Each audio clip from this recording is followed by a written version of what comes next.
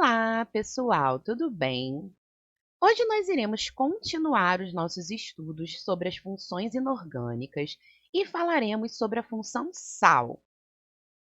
Os sais inorgânicos são compostos químicos formados pela ligação iônica de cátions, e esse cátion pode ser um metal ou íon amônio, e ânions, e esses ânions podem ser simples ou compostos. A fórmula molecular de um sal pode ser representada genericamente como XY, onde X representa o cátion e Y o ânion. Todos os sais, quando adicionados à água, sofrem dissociação iônica e vão liberar pelo menos um cátion diferente do íon hidrônio e um ânion diferente da hidroxila. Então, nós podemos representar a dissociação iônica de um sal como XY, que, ao ser adicionado à água, irá liberar um cátion X+, e um ânion Y-. Devemos lembrar também que podemos obter os sais a partir de uma reação entre um ácido e uma base, que é a reação de neutralização. Então, um ácido, que pode ser orgânico ou inorgânico, ao ser adicionado a uma base, irá formar um sal, liberando moléculas de água. Assim como a função ácido e a função base, os sais também podem ser classificados. E nós teremos diferentes tipos de sais, dependendo das suas características. A primeira classe de sais que nós temos são os sais simples ou neutros, que são formados por apenas um cátion e um ânion, como é o caso do NaCl, que é o sal de cozinha, mas nós também temos outros exemplos, como CaSO4, NH4CO3 e etc. Quando nós dizemos que os sais simples ou neutros são formados por apenas um cátion e um ânion, esses cátions e ânions podem ser simples ou compostos. A segunda classe de sais que nós temos são os sais duplos. Os sais duplos vão apresentar dois cátions ou dois ânions na sua estrutura, lembrando que esses dois cátions devem ser diferentes do íon hidrônio e os dois ânions diferentes da hidroxila. Então, nós temos aqui um exemplo de um sal duplo, KNaSO4, onde nós temos dois cátions, e o CaBrCl, onde nós temos dois ânions na sua estrutura. A terceira classe de sais que nós temos são os hidrogenossais ou sais ácidos. Esses sais apresentam dois cátions também, porém, um deles obrigatoriamente será o H+. Então, nós temos aqui como exemplo NaHCO3, CaHBO3, entre outros. Os hidrogenossais são formados a partir de uma reação de neutralização parcial, onde nós temos um ácido com uma base, onde o ácido possui mais hidrogênios ionizáveis do que a base possui de hidroxilas. Então, nós não teremos a neutralização total na reação. Também derivados de uma reação de neutralização parcial, nós temos os hidroxissais ou sais básicos. Neste caso, nós teremos dois ânions e um deles será o ânion hidroxila. Então, nós temos aqui exemplo: MgOHCl, AlOH2ClO3, entre outros. Então, diferentemente dos hidrogenossais, os hidroxissais são formados de uma reação de neutralização parcial, onde nós temos mais hidroxilas do que nós temos hidrogênios ionizáveis no ácido.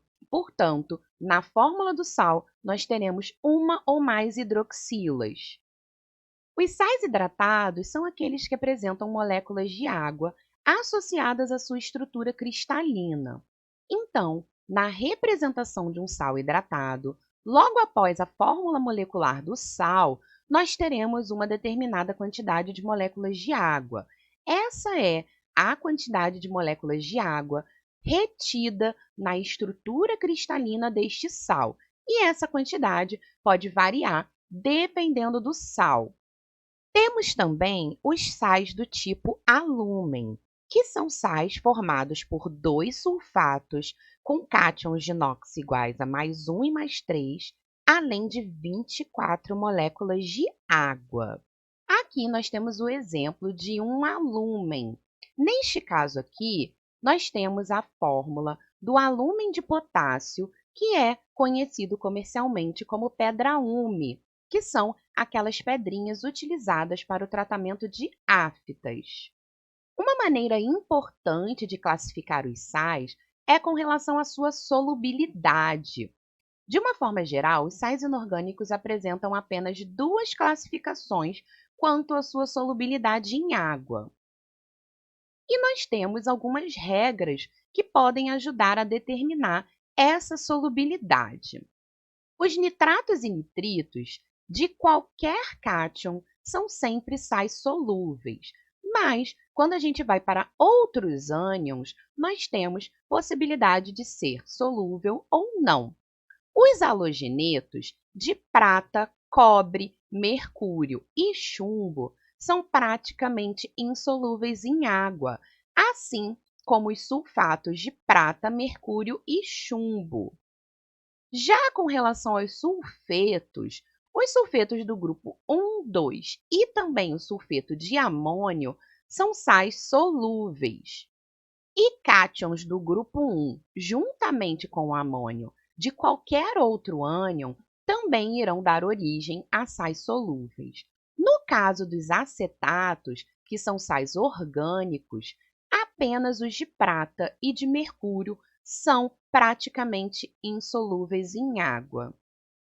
Falando um pouquinho sobre a nomenclatura dos sais, nós temos que conhecer os nomes dos cátions e ânions, ou consultar a nossa famosa tabela de cátions e ânions. Apesar disso, nós temos regras diferentes para a nomenclatura dos sais, dependendo da sua classificação.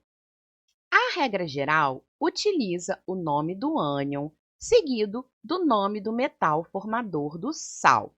Essa regra pode ser seguida à risca para metais com NOx fixo ou para o íon amônio. Então, aqui nós temos alguns exemplos: CSI, que é o iodeto de césio, K3PO4, que é o fosfato de potássio, CaCO3, sulfito de cálcio, e um exemplo com o íon amônio, NH4NO3, que é o nitrato de amônio.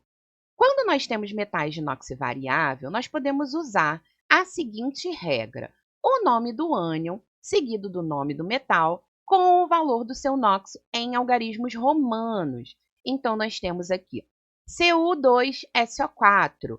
Nós temos o sulfato de cobre 2. Por quê? Porque estamos com o cobre no seu estado de oxidação mais 2. TiCl4 é o cloreto de titânio 4, pois nós estamos com titânio no seu estado de oxidação mais 4. No caso dos hidrogênios sais, que são aqueles sais formados a partir de uma neutralização parcial, nós devemos escrever o termo hidrogeno para representar a presença do íon H+. Então, aqui nós temos NaHCO3. Ele é o hidrogeno carbonato de sódio, porque eu tenho um hidrogênio na sua estrutura. No caso do KH2PO4, eu tenho dois hidrogênios na estrutura. Então, na nomenclatura, isso será indicado. E o nome desse composto será dihidrogeno fosfato de potássio. O di se refere à quantidade de hidrogênios na fórmula. Para os hidroxissais, nós temos uma regra bem semelhante aos hidrogenos sais. Então, aqui, exemplo, AlOH2ClO3, nós temos duas hidroxilas presentes na fórmula, então é o dihidroxiclorato de alumínio. CaOHBr, nós temos uma hidroxila na fórmula, então o seu nome será hidroxibrometo de cálcio. No caso dos sais duplos, a recomendação da IUPAC é que os elementos e radicais sejam escritos em ordem crescente de eletropositividade. E no caso de ânions, nós separamos por hífen. Então, vamos aos exemplos. AgFeBO3. Eu tenho um sal duplo formado por 2 cátions, e o ânion borato. Então, o seu nome deve ser borato duplo de ferro 2 e prata. No caso do ferro, eu estou representando seu estado de oxidação, pois o ferro não possui NOx fixo, diferentemente da prata.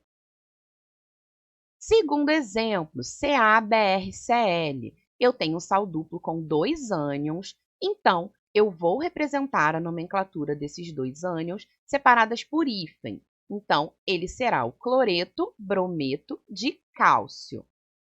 No caso dos sais hidratados, a única coisa que nós devemos adicionar na sua nomenclatura é a quantidade de moléculas de água na fórmula. Então, aqui no primeiro exemplo, nós temos o CaCl2 com 2 águas em sua estrutura. Ele será o cloreto de cálcio dihidratado. O di se refere à quantidade de moléculas de água na estrutura. Outro exemplo, FeSO4 com 7 moléculas de água. Esse é o sulfato de ferro 2 heptahidratado.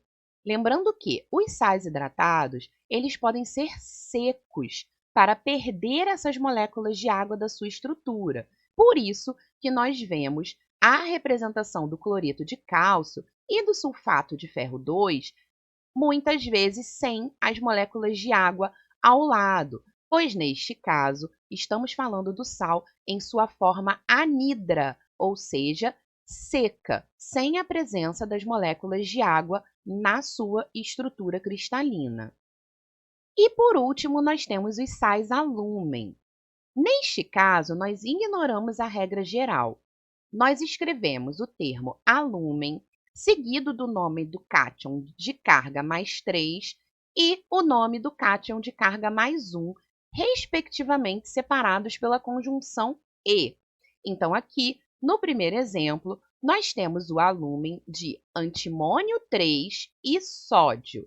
E, no segundo exemplo, nós temos o alúmen de alumínio e prata. Bom, gente, essa foi a nossa aula de hoje. Espero que vocês tenham entendido e até a próxima!